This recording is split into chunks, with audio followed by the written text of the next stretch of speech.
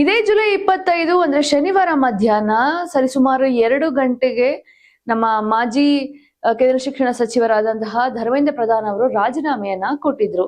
May be ಈ ರಾಜೀನಾಮೆ ಕೊಟ್ಟಿರೋ ಹಿಂದೆ ನರೇಂದ್ರ ಮೋದಿ ಅವರ ನಿರ್ದೇಶನವಿದೆ ಅಂತ ಹೇಳಲಾಗ್ತಾ ಇದೆ. ಯಾಕೆಂದ್ರೆ ಕಳೆದ 4 ವಾರಗಳಿಂದ ಸತತ ಪ್ರತಿಭಟನೆ ಆಗ್ತಾ ಇತ್ತು.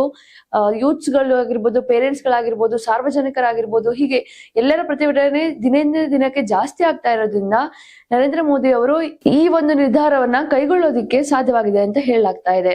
25ಕ್ಕೆ ಧರ್ಮೇಂದ್ರ ಪ್ರಧಾನ್ ಅವರು ರಾಜೀನಾಮೆಯನ್ನ ಕೊಟ್ರು. ಬಟ್ ಅದಕ್ಕಿಂತ ಹಿಂದೆ 4 ವಾರ ಸತತವಾಗಿ ಪ್ರತಿಭಟನೆ ನಡೀತಾ ಇದ್ರು ಕೂಡ ಕೇಂದ್ರ ಸರ್ಕಾರದಿಂದ ಯಾವುದೇ ರೀತಿ ರೆಸ್ಪಾನ್ಸ್ ಕೂಡ ಬಂದಿರಲಿಲ್ಲ. ಮೇ ಬಿ ಅದು ಒಂದು ಮೈನಸ್ ಪಾಯಿಂಟ್ ಆಯ್ತು ಅನ್ಸುತ್ತೆ ಕೇಂದ್ರ ಸರ್ಕಾರಕ್ಕೆ.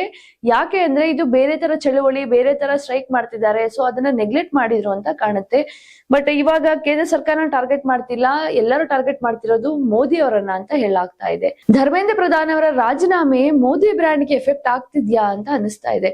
ಯಾಕೆ ಅಂದ್ರೆ ಈ ಕಳೆದ ಸಿಜೆಪಿ ಎಂಟ್ರಿ ಆಗಿರ್ಬೋದು, ಸೋನಂ ವಾಂಗ್ಚುಕ್ ಅವ್ರ ಎಂಟ್ರಿ ಆಗಿರ್ಬೋದು, ಈ ನೀಟ್ ಎಕ್ಸಾಮ್ ಇದಕ್ಕೆ ಪ್ರತಿಭಟನೆಗೆ, ಸೊ ಆಗ್ಲಿಂದ ಮೋದಿ ಬ್ರ್ಯಾಂಡ್ ಗೆ ಎಫೆಕ್ಟ್ ಆಗ್ತಿದ್ಯಾ, ಅದರದ್ದು ವ್ಯಾಲ್ಯೂ ಡೇ ಬೈ ಡೇ ಕಮ್ಮಿ ಆಗ್ತಿದ್ಯಾ ಅಂತ ಕೂಡ ಪ್ರಶ್ನೆ ಆಗಿದೆ. ನರೇಂದ್ರ ಮೋದಿ ಅವರು ಪ್ರಧಾನಿ ಪಟ್ಟಕ್ಕೇರಿ ಬರೋಬ್ಬರಿ 12 ವರ್ಷಗಳಾಗ್ತಾ ಬರ್ತಿದೆ.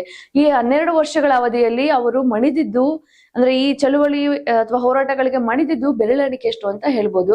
ಅಷ್ಟು ಈಸಿಯಾಗಿ ನರೇಂದ್ರ ಮೋದಿ ಅವರು ಸೋಲನ್ನ ಒಪ್ಕೊಳ್ಳೋದಿಲ್ಲ. ಬಟ್ ಈ ಸಲ ಏನಾಗಿದೆ ಅಂದ್ರೆ ಎಲ್ಲಾ ತರದ ಪ್ರೆಷರ್ ಜಾಸ್ತಿ ಆಗ್ತಾ ಇತ್ತು. ಯಾವಾಗ ಸಂಸತ್ ಭವನವನ್ನ ಮುತ್ತಿಗೆ ಹಾಕ್ತಿವಿ ಅಂತ ಸ್ಟೂಡೆಂಟ್ಸ್ ಗಳು ಹೇಳಿದ್ರು, ಆಗ ಅವರು ಎಚ್ಚೆತ್ತುಕೊಂಡು ಒಂದು ವಿಡಿಯೋ ಮುಖಾಂತರ ಯುವ ಜನತೆಗೆ ಒಂದು ಸಂದೇಶವನ್ನ ಕೊಡ್ತಾರೆ. ಬಟ್ ಅಲ್ಲಿವರೆಗೂ ಯಾವುದೇ ರೀತಿ ರೆಸ್ಪಾನ್ಸ್ ಅನ್ನ ಮಾಡಿರಲ್ಲ.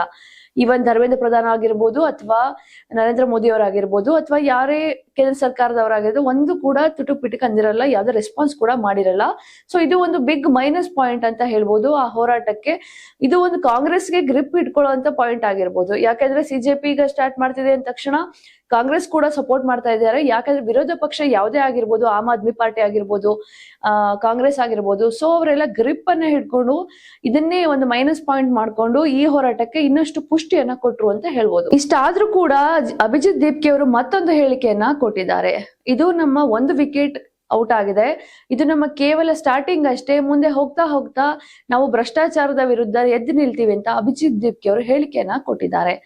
ಮೇ ಬಿ ನೋಡ್ಬೇಕು ನೆಕ್ಸ್ಟ್ ಶಿಕ್ಷಣ ವ್ಯವಸ್ಥೆಯಲ್ಲಿ ಏನೇನು ಅವ್ಯವಸ್ಥೆಗಳು ನಡೀತಾ ಇದೆ, ಅದ್ರ ವಿರುದ್ಧ ಮೇ ಬಿ ಕಾಕ್ರೋಚ್ ಜನತಾ ಪಾರ್ಟಿಗಳು ವಾಯ್ಸ್ ಅನ್ನ ರೈಸ್ ಮಾಡ್ತಾರ ಅಂತ ಕಾದ್ ನೋಡ್ಬೇಕಾಗಿದೆ.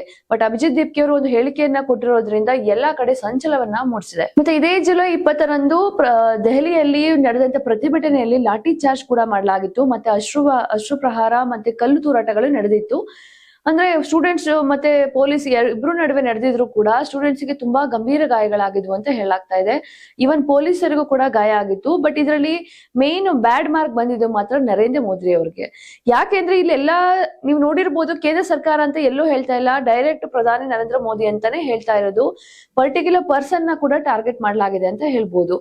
ಬಟ್ ಇದು ನರೇಂದ್ರ ಮೋದಿ ಅವರ ಇಮೇಜ್ ಗೆ ಎಷ್ಟು ಬ್ಯಾಡ್ ನೇಮ್ ಅನ್ನ ತಂದ್ಕೊಡ್ತು ಅಂತ ನೀವೇ ನೋಡಿರ್ಬೋದು. ಲಾಸ್ಟ್ 2 ವೀಕ್ಸ್ ಇಂದ ನರೇಂದ್ರ ಮೋದಿ ಅವರ ಫೋಟೋ ಹಿಡ್ಕೊಂಡು ಮೀಮ್ಸ್ ಗಳು ಮಾಡ್ತಿದ್ದಾರೆ, ಬ್ಯಾಡ್ ಜೋಕ್ಸ್ ಗಳನ್ನ ಮಾಡ್ತಿದ್ದಾರೆ. ಸೊ ಮೇ ಬಿ ಇದು ಮೋದಿ ಬ್ರ್ಯಾಂಡ್ ಗೆ ಎಫೆಕ್ಟ್ ಆಗ್ತಿದೆ ಅಂತ ಅನಿಸುತ್ತಾ? ಕಳೆದ 12 ವರ್ಷಗಳಿಂದ ಪ್ರಧಾನಿ ನರೇಂದ್ರ ಮೋದಿ ಅವರು ಒಂದು ಇಮೇಜ್ ಅನ್ನ ಕಾಪಾಡ್ಕೊಂಡು ಬಂದಿದ್ರು. ಮೇ ಬಿ ಧರ್ಮೇಂದ್ರ ಪ್ರಧಾನ್ ಅವರ ರಾಜೀನಾಮೆ ಇದಕ್ಕೊಂದು ಮೈನಸ್ ಪಾಯಿಂಟ್ ಆಗತ್ತಾ? ಯಾಕೆಂದ್ರೆ ಮೋದಿ ಅವರು ಅಷ್ಟು ಈಸಿಯಾಗಿ ಬಗ್ಗಲ್ಲ ಯಾರಿಗೂನು. ಮತ್ತೆ ಇನ್ನೊಂದು ಮೈನಸ್ ಪಾಯಿಂಟ್ ಆಗಿದೆ ಏನಿಲ್ಲ ಅಂತ ಅಂದ್ರೆ, ಮೇ ಬಿ ಚಳುವಳಿಯನ್ನ ಆಗ್ತಾ ಇದ್ದಾಗ ಸಿಜೆಪಿ ಕಾರ್ಯಕರ್ತರು ಅಥವಾ ಯಾರಾದ್ರೂ ಒಬ್ಬರನ್ನ ಕರೆದು ಮೋದಿ ಅವರು ಕೂರಿಸ್ಕೊಂಡು ಮಾತಾಡಿ ನಿಮ್ಮ ಸಮಸ್ಯೆ ಏನು, ಅದಕ್ಕೆ ಏನು ನಾವು ಬಗೆಹರಿಸಬಹುದು ಅಂತ ಕೂತ್ ಮಾತಾಡಿದ್ರೆ ಇಷ್ಟೆಲ್ಲ ಆಗ್ತಿರ್ಲಿಲ್ಲ ಅಂತ ಕೂಡ ತುಂಬಾ ಜನ ಅಭಿಪ್ರಾಯವನ್ನ ವ್ಯಕ್ತಪಡಿಸಿದ್ದಾರೆ. ಆದ್ರೆ ಯಾವುದೇ ರೀತಿ ರೆಸ್ಪಾನ್ಸ್ ಬರ್ದೇ ಇರೋದಕ್ಕೆ ಇಷ್ಟೆಲ್ಲ ಆಯ್ತಾ ಗೊತ್ತಿಲ್ಲ. ಬಟ್ ಆಫ್ಟರ್ ಸಮ್ ಟೈಮ್ ಒಂದು ವಿಡಿಯೋ ಮುಖಾಂತರ ಯಾವಾಗ ನರೇಂದ್ರ ಮೋದಿ ಅವರು ನಾನು 9 ಜನನ ಬಂಧಿಸಿದ್ದೇವೆ, ಅವ್ರಿಗೆ ಶಿಕ್ಷೆ ಕೂಡ ಕೊಟ್ಟಿದ್ದೇವೆ ಅಂತ ಹೇಳಿದಾಗ ಸ್ವಲ್ಪ ತಣ್ಣಗಾಗಿದೆ. ಬಟ್ ಹೋರಾಟ ಮಾತ್ರ ಕಂಟಿನ್ಯೂ ಆಗ್ತಾ ಇತ್ತು. ನಾವ್ ಇದೇ ತರ ಹೋರಾಟ ಮಾಡ್ತೀವಿ ಶಿಕ್ಷಣ ವ್ಯವಸ್ಥೆ ವಿರುದ್ಧ, ಎಲ್ಲೆಲ್ಲ ಆಗ್ತಿದೆ ಅಲ್ಲೆಲ್ಲ ಮಾಡ್ತೀವಿ ಅಂತ ಕೂಡ ಸ್ಟೇಟ್ಮೆಂಟ್ ಅನ್ನ ಕೊಟ್ಟಿದ್ದಾರೆ. ಇನ್ನ ಮೈನ್ ಆಗಿ ಹೇಳೋದಾದ್ರೆ ಸಿಜೆಪಿಗೆ ಒಂದು ಪ್ಲಸ್ ಪಾಯಿಂಟ್ ಅಂತ ಹೇಳ್ಬೋದು. ಇದರಿಂದ ಜಯ ಸಿಕ್ಕಿರೋದ್ರಿಂದ ನೆಕ್ಸ್ಟ್ ಅವ್ರಿಗೆ ಇನ್ನೊಂದು ಹುಮ್ಮಸ್ ಬರುತ್ತೆ. ನೆಕ್ಸ್ಟ್ ಇನ್ನೇನಾದ್ರು ಹೋರಾಟ ಮಾಡಿದ್ರೆ ಇವರು ಬಿಜೆಪಿ ಅವ್ರು ಬಗ್ತಾರೆ ಅಥವಾ ಕೇಂದ್ರ ಸರ್ಕಾರ ಬಗ್ಗುತ್ತೆ ಅನ್ನೋ ಒಂದು ಪಾಸಿಟಿವ್ ಸೈನ್ ಕೂಡ ಬಂದಿದೆ. ಹಾಗೆ ಅವರು ಅದೇ ತರ ಎಲ್ಲಾ ಕಡೆ ಸಂತಸವನ್ನ ವ್ಯಕ್ತಪಡಿಸಿದ್ದಾರೆ. ಬಟ್ ಕಾದ್ ನೋಡ್ಬೇಕಾಗಿದೆ. ಯಾಕಂದ್ರೆ ಈಗ ನರೇಂದ್ರ ಮೋದಿ ಅವ್ರ ಮೇಲೆ ಒಂದು ಇಷ್ಟು ದಿನ ಏನೋ ಒಂದು ಸ್ಟ್ಯಾಂಡರ್ಡ್ ಆಗಿ ನಡ್ಕೊಂಡ್ ಬಂದ್ರು, ಬಟ್ ಇನ್ಮೇಲೆ ಏನೇ ಒಂದು ಡಿಸಿಷನ್ ತಗೋಬೇಕು ಅಂದ್ರು ಪಾರ್ಲಿಮೆಂಟ್ ಅಲ್ಲಿ, ಅಂದ್ರೆ ಇವಾಗ ಲೋಕಸಭಾ ವಿಂಗಡಣೆ ಇರ್ಬೋದು ಅಥವಾ ಮಹಿಳಾ ಮೀಸಲಾತಿ ಇರ್ಬೋದು, ಈಗ ಲೋಕಸಭಾ ಮತ್ತೆ ರಾಜ್ಯಸಭಾ ಶಾಸಕಾಂಗ ವಿಸ್ತರಣೆಗಳಿರ್ಬೋದು, ನೆಕ್ಸ್ಟ್ ಅವ್ರು ಏನೇನ್ ಮಾಡ್ತಾರೆ ಇನ್ನ ಕಳೆದ ಅವಧಿಗಳಲ್ಲಿ ಅವ್ರಿಗೆ ಇರುವಂತ ಅವಧಿಯಲ್ಲಿ ಪ್ರತಿಯೊಂದನ್ನು ಕೂಡ ತುಂಬಾ ಎಚ್ಚರಿಕೆಯಿಂದ ಹೆಜ್ಜೆ ಇಡ್ಬೇಕಾಗತ್ತೆ ಅನ್ಸುತ್ತೆ. ಯಾಕೆಂದ್ರೆ ಒಂದು ಸಲ ನೆಗೆಟಿವ್ ಪಾಯಿಂಟ್ ಸಿಕ್ಕಾಗ ಮತ್ತೆ ಮತ್ತೆ ಅದನ್ನ ಎನ್ಕ್ಯಾಶ್ ಮಾಡ್ಕೊಂಡು ಪ್ರತಿಭಟನೆ ಮಾಡುವಂತ ಚಾನ್ಸಸ್ ತುಂಬಾ ಇದೆ. ಯಾಕಂದ್ರೆ ಇವಾಗ ಸಿಜೆಪಿ ಪಕ್ಷಕ್ಕೆ ಜಯ ಸಿಕ್ಕಿರೋದ್ರಿಂದ, ಅಂದ್ರೆ ಯೂತ್ಸ್ ಗಳಿಗೆ ಜಯ ಸಿಕ್ಕಿರೋದ್ರಿಂದ ನೆಕ್ಸ್ಟ್ ಏನೇನ್ ಹೆಜ್ಜೆಗಳು ಇಡ್ಬೇಕು ಕೇಂದ್ರ ಸರ್ಕಾರ ಪ್ರತಿಯೊಂದಕ್ಕೂ ಇದನ್ನ ನೆನಪಲ್ಲಿ ಇಟ್ಕೊಂಡು ಹೆಜ್ಜೆ ಇಡ್ಬೇಕು ಅಂತ ಅನ್ಸುತ್ತೆ. ಯಾಕಂದ್ರೆ ಕಾಂಗ್ರೆಸ್ ಕೂಡ ಅದ್ರ ಜೊತೆ ಸೇರಿದೆ, ಇವಾಗ ನೆಗೆಟಿವ್ ಅನ್ನ ಹುಡುಕ್ತಾ ಇರುತ್ತೆ. ಸೊ ಮೋದಿ ಅವರು ಏನೇ ಒಂದು ಹೆಜ್ಜೆ ಇಡ್ಬೇಕು ಅಂದ್ರೂ ಇದನ್ನ ಯೋಚನೆ ಮಾಡ್ಕೊಂಡು, ಮತ್ತೆ ಕೆಲವೊಂದು ನಿರ್ಧಾರಗಳನ್ನ ಯೂತ್ಸ್ ಗಳು ನೋಡಿ, ಮತ್ತೆ ಈಗ ಕೆಲವೊಂದು ಶಾಸಕಾಂಗಗಳನ್ನ ಕೊಡ್ಬೇಕಾದ್ರೂ ಕೂಡ ಅಷ್ಟೇನೆ ಒಂದು ಕಾನ್ಸ್ಟೆಂಟ್ ನಿರ್ಧಾರವನ್ನ ತಗೋಬೇಕು ಅಂದ್ರೆ ಇದನ್ನ ಒಂದ್ ಸೈಡ್ ಅಲ್ಲಿ ತಲೆಯಲ್ಲಿ ಇಟ್ಕೋಬೇಕು ಅಂತ ಅನ್ಸುತ್ತೆ. ಸೊ ನಮ್ಮ ಮೋದಿ ಅವರು ಮುಖ್ಯದ ಅವಧಿಯಲ್ಲಿ ಹೇಗೆ ಅವರ ಆಡಳಿತವನ್ನ ನಡೆಸ್ತಾರೆ ಅಂತ ಕಾದ್ ನೋಡ್ಬೇಕಾಗಿದೆ. ಸೊ ಇದೇ ತರ ಸುದ್ದಿಗಾಗಿ ನೋಡ್ತಾ ಇರಿ ಕರ್ನಾಟಕ ಟಿವಿ, ಕನ್ನಡಿಗರ ಧ್ವನಿ. ನಾನು ಮೈತ್ರಿ ರಾಮಚಂದ್ರ.